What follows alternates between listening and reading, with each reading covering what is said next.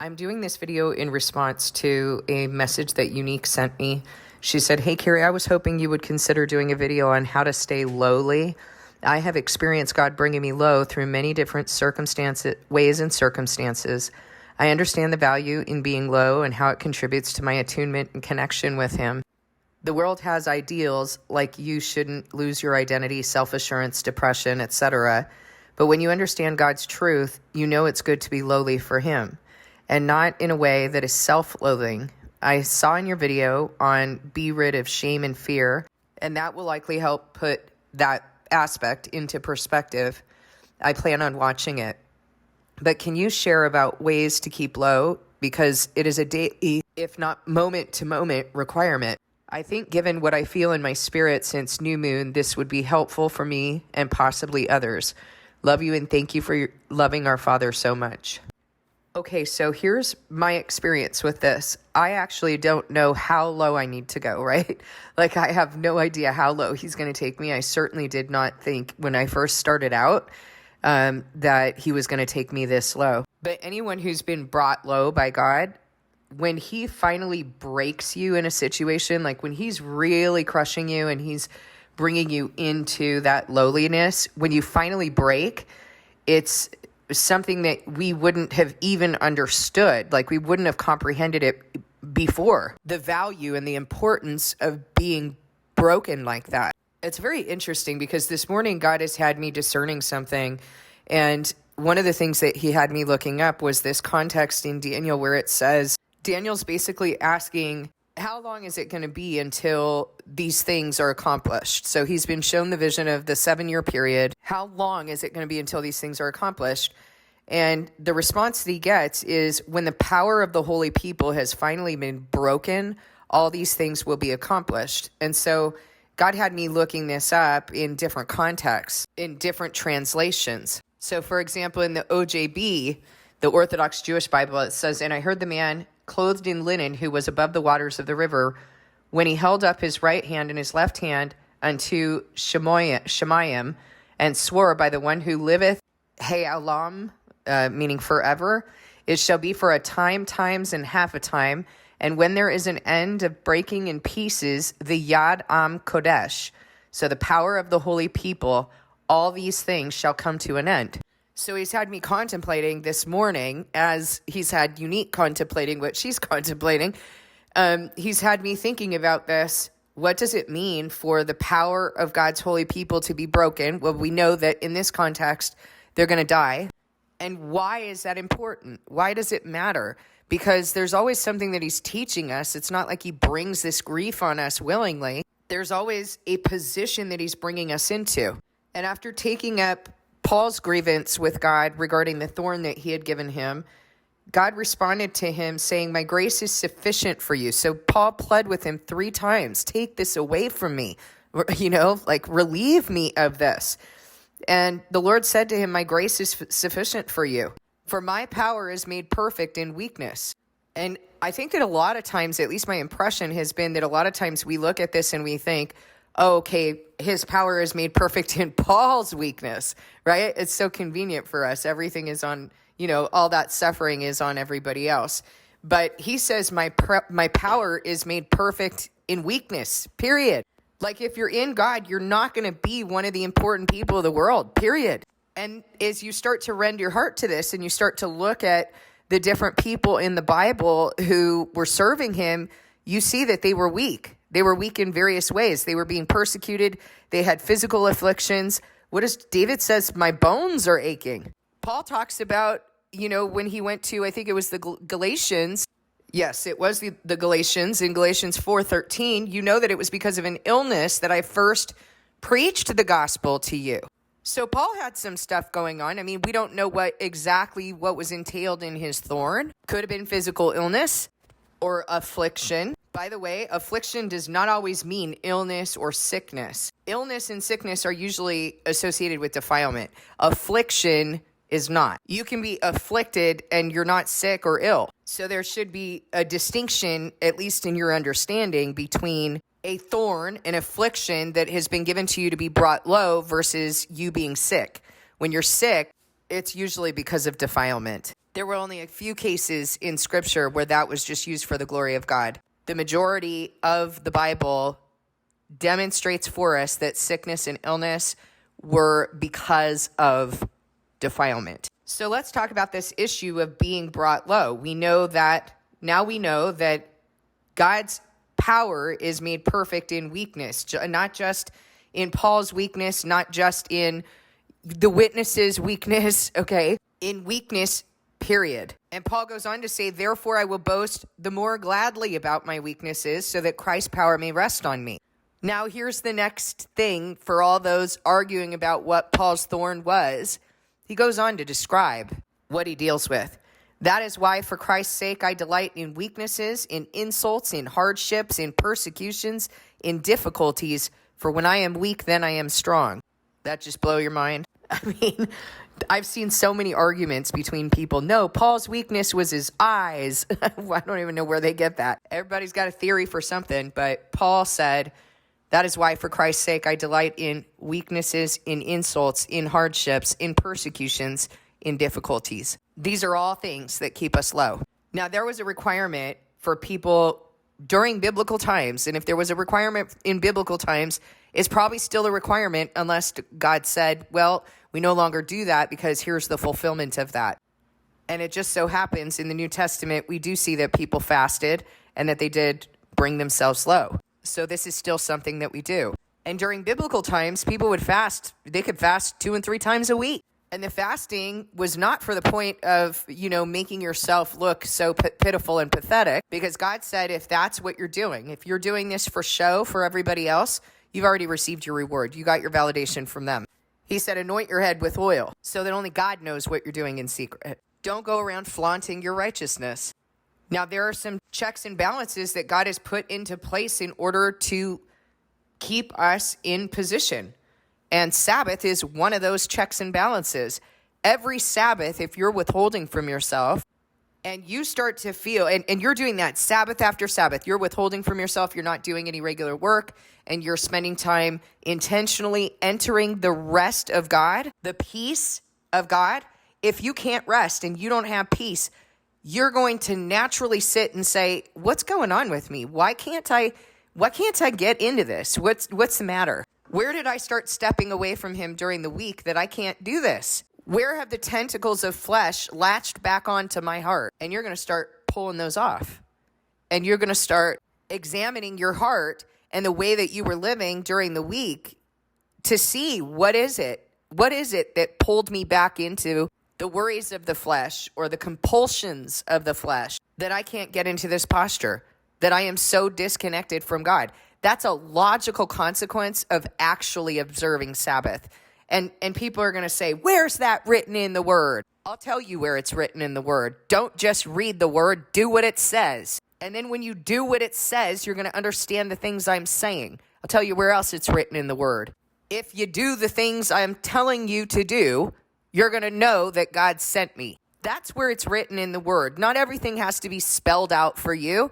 Some things are bestowed to you through obedience. Some things you come to understand through obedience. If I tell you I'm going to buy you a birthday cake and you've never had a birthday cake before, you don't know what it tastes like, you never had frosting, and I say it's going to have buttercream frosting, and you're like, okay, great, that's nice of you, don't know what the heck you're talking about. But then you taste that birthday cake and you taste that frosting, and now you know the texture, you know the taste. Now you have a repertoire. You can't taste what God has for you unless you obey. When I tell people to fast, when I tell them before I will work with you, you have to do a fast. You got to do a 3-day fast and you got to return to God. People don't have that understanding. They don't have that repertoire because they haven't been fasting. Otherwise, they wouldn't be coming to me in the condition that they're coming to me. So they don't have the understanding yet. And a lot of them won't even be bothered to have the understanding. They're like, no one else is asking me to do that. I'll go seek therapy, right? I'll go back to my counterfeit church with my counterfeit pastor that doesn't ask anything of me but to believe more in what Christ paid, all that Christ paid, right? He doesn't tell me I have a covenant. Psh. But the people who will actually do it, who actually do the fast and they return to God and they sit down and write a list of the idols, the things they've been placing before them and God. I've never talked to a person who's come out of a 3-day fast where they actually rent their heart to God, and came out the same person, ever. You cannot come out of a fast the same person. If you've truly fasted, you've truly removed those idols, everything that you have placed between you and God, and you just sit with him for 3 days, you will not be the same person. And you will understand the things that I'm saying. When you finally break, that's where you're going to finally understand why it's necessary. Why it is that God says, return to me in weeping, fasting, mourning, wailing, lament, sackcloth, and ashes. Then you're going to understand the importance of being brought low and being weak, because you're finally given eyes to see, and you're finally brought into a posture in your soul, in the core of your soul, where you know, this is where I need to be. I need to be broken in order to be used by God and in order to understand. And there's literally nothing my flesh can ever do to bring me here. My flesh has to be broken. That's what Unique is understanding. She's coming from that understanding because Unique regularly fasts, and Unique regularly afflicts herself before God has to afflict her. What does that mean? Is she flogging herself in the streets? No. It means that she regularly afflicts herself with fasting, regularly withholds from herself in order to break the flesh so that she can be used by God and can be brought into a position of being weak so that God remains strong, so that his power rests on her. What does that mean? What does it mean for his power to rest on her? Well, it can mean different things at different stages of your spiritual journey. It can mean initially that you have wisdom and understanding because you've obeyed God and you've demonstrated your loyalty and respect and love for him, and he bestows wisdom. But what I hear Unique desiring is to get in deeper with him, and that's good. That is a logical consequence of observing Sabbath, those checks and balances, regularly fasting. Everyone who does a fast, like really does that fast, I'm not talking about not eating. I've already, if you've listened to the videos on fasting, I've told you that I have a window where I eat. I don't go 3 days without eating. Some people do, and that's up to them. But I have a window of time where I eat something very simple, like a bowl of soup. I don't gorge myself between that window. It's like very simple, but I've removed all the idols, everything that's been standing in the way. And at this point, the thing that, there are certain things that, I do on a regular basis that have to be done on a regular basis, that sometimes, I start to do them more than is necessary. And so usually my fast at this point in my journey with God looks like, okay, I've got to have boundaries around those things, right? There really aren't things that are between me and God anymore. He roots them out pretty quickly. But there are things that I will start to use more frequently or indulge in more frequently, right? Maybe I'm overeating or something like that. I'm eating more than I need to, or eating, treats that I don't need to be eating. There have been times where I was watching the news too much, researching the news too much. I don't need to be doing all that. I get my news from God. So while it's important for me to know what's going on in the world, it's important for me to eat. I don't need to overdo it with any of these things. So those are usually the things that the enemy tries to get me with, that my flesh desires. So my answer to this question is twofold. God is going to take you places as you are rending your heart to being low. He's going to take you where you need to go. I can't fully answer the question of how low you need to be or how to stay low necessarily, except to tell you the things that he's told us to do. Fast regularly. Everyone who has fasted, by the way, has said this was so powerful that I understand the need for this to be a regular practice in my life. And a lot of people will say, I'm going to do another fast. Pretty quickly, they're going to do another fast, right? They get it on the schedule. That's good. That's good understanding. That's understanding that comes as a result of having obeyed and done the fast to begin with, to return to him, because that's what God says. Return to me and I'll return to you. Well, how do you return to him? You fast. You remove all of the idols that you've been placing before him. You can't return to him when you have a bunch of idols that you're tripping on your way to get to him. On a daily basis, the things that I do to remain low, first of all, I have a paradigm by which I live my life. I don't belong to myself. I don't live my life for myself. I'm not concerned about anything for myself. I'm not concerned anymore about what I wear, where I'm going in a day, what I'm going to do this weekend, how much money is in my bank account, what empire am I building next. I'm not concerned about these things. The thing that concerns me with regard to money is making sure that I'm going to have enough money to live here until I'm done. But then I have to keep, this is one of the ways he's keeping me low and rooting out this idolatry of money. I have to know that if I'm in his house, that he's going to take care of me. But this is one of the ways that he keeps me low, is that he takes things that used to rule my life and makes me live without him and makes me figure out another way to rend my heart into trusting him to take care of me. So don't loathe those afflictions. It is an affliction to have God remove from me all of my livelihood, have me giving away money when there's no money coming in, even to those who've stolen from me, even to those who've attempted to sue me or slander me. That's a way of keeping me low. Do you understand how low that makes a person to keep giving to people who are cheating you, stealing from you, and for God to say, give them mercy. Give them what they want. Give to them and trust me that I'm going to vindicate you and that I will take care of you. How low do you have to be? Anybody else doing that? Because I am, and it makes me incredibly low. I have to give up all of my rights in order to serve him correctly. Do you think Jesus might have had to sort through those things too? Because he gave up all of his rights in order to serve a bunch of people who didn't care two nothings for him, spit on him, bound him, crucified him, deny him. How low do you have to be inside to do that, to suck it up? He knows how to bring you low. Follow the word. Follow what the word has said. You have a resentment in your heart? Actually work on that resentment. Actually work on your heart. The work that is before you is enough, guys. We don't have to add to the scroll.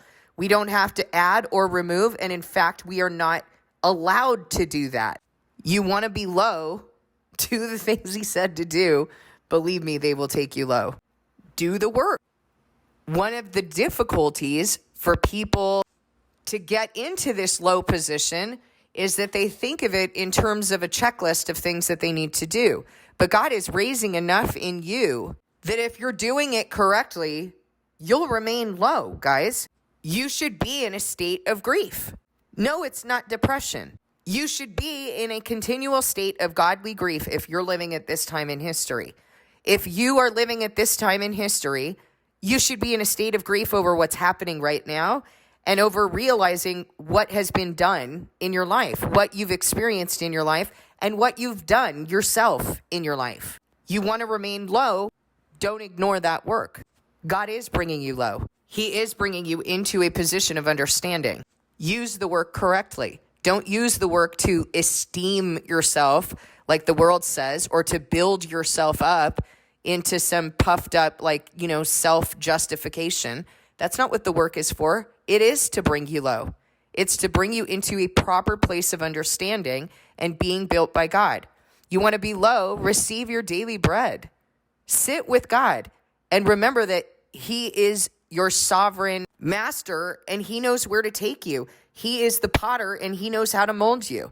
And he's going to mold you into that low position. Fast regularly. Observe Sabbath. And don't just not work on Sabbath, but bring yourself into a position of weakness, of entering his rest and his peace, and examining where you've gone during the week that you need to rein it in. You want to be low? Give to your enemies. Pray for those who cheat you, steal from you, curse you, say all kinds of evil against you. Read the Psalms. Read how David was living. He was super low. David says that God's people are generous, but the wicked just keep taking for themselves. But see, you have to acknowledge that injustices have been done to you, and sometimes people are not willing to go there. They avoid doing that work. They avoid feeling those feelings of the injustice that they've experienced here.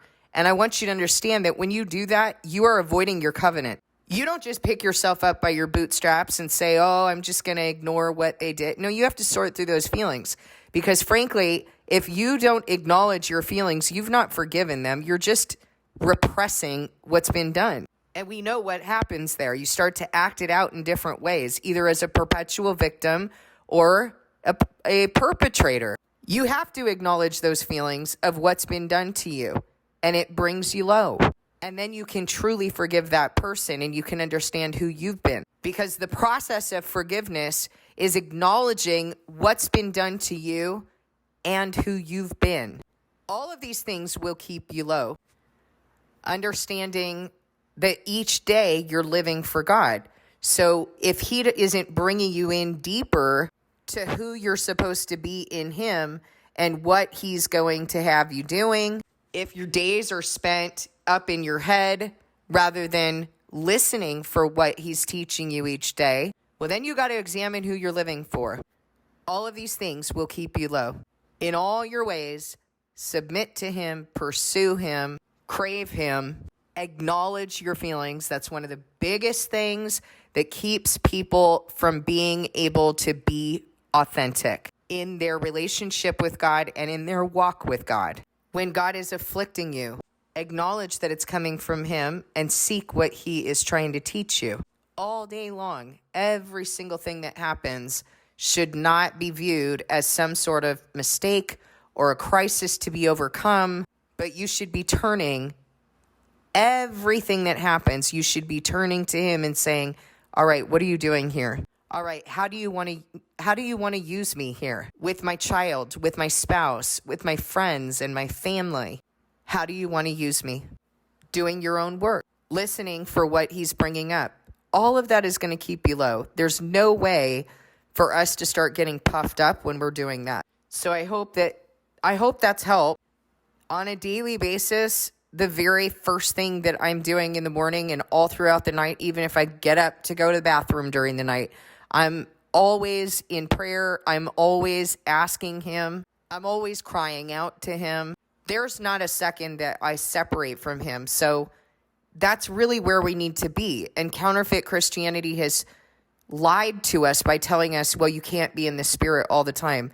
Says who? If you're not in his spirit, you'll be in a different spirit. You've been designed as a vessel. So that's a lie. Then recognize if you've separated from him. Recognize what it is that you desire from his desires. That's part of the reason why it's so important for us to be doing the work that I talk with you about. And I think that a lot of people conveniently prefer not to have to deal with their feelings at all, as though it's some sort of nuisance. But the Bible I'm reading says that we've been made in the image of God, and God has feelings. He talks about those feelings, and he talks about the information that those feelings are giving him and the decisions that he makes. He kind of processes out those feelings with us and tells us the purpose of those feelings in so many words. If you completely disregard your feelings, how are you ever going to know the difference between what you're feeling, what your flesh is trying to pull you into, and the heart that is deceptive above all things versus what the Holy Spirit is feeling? You have to be accountable for your feelings, or you're never going to be brought into a position to be used by him and to be taught by him, because you won't know the difference between him and you. So it's got to start as an individual, as individual healing. He's going to heal you as an individual.